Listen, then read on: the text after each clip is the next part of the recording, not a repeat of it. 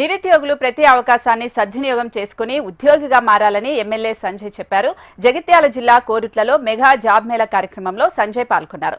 Job మేళకు పెద్ద సంఖ్యలో నిరుద్యోగులు పాల్గొన్నారు. గతంలో నిర్వహించిన జాబ్ మేళలో 2000 మందికి ఉద్యోగాలు లభించాయన్నారు. తమ ప్రాంత నిరుద్యోగులు హైదరాబాద్ లో జాబ్ చేయడానికి ఆసక్తి చూపడం లేదన్నారు.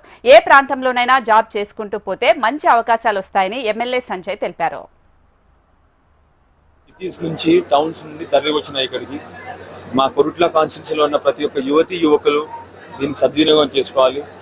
చాలా వరకు మనకున్న టాలెంట్కి, మనకున్న సబ్జెక్ట్కి, మా కొరుట్ల కాన్స్టిట్యూన్సీలో ఉన్న టాలెంట్కి 100% అందరికి కూడా ఉద్యోగాలు వస్తాయి.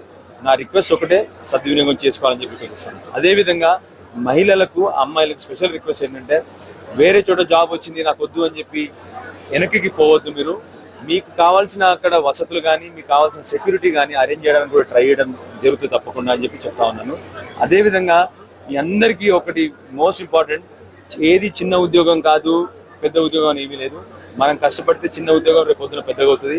ఎందుకు చెప్తా ఉన్నానంటే, మనం 2.5 సంవత్సరాల క్రితం మన కొరుట్లలో పెట్టుకున్న మన ఐటీ కంపెనీ, ఆ రోజు ఇక్కడ అందరూ 18,000, 16,000తో స్టార్ట్ అయిన శాలరీలు ఇవాళ గర్వంగా చెప్తా ఉన్నాను, మన ఐటీ కంపెనీ నుండి చాలా మంది హైదరాబాద్ లో పెద్ద ఉద్యోగాలు రావడం జరిగింది వాళ్ళందరికీ కూడాను.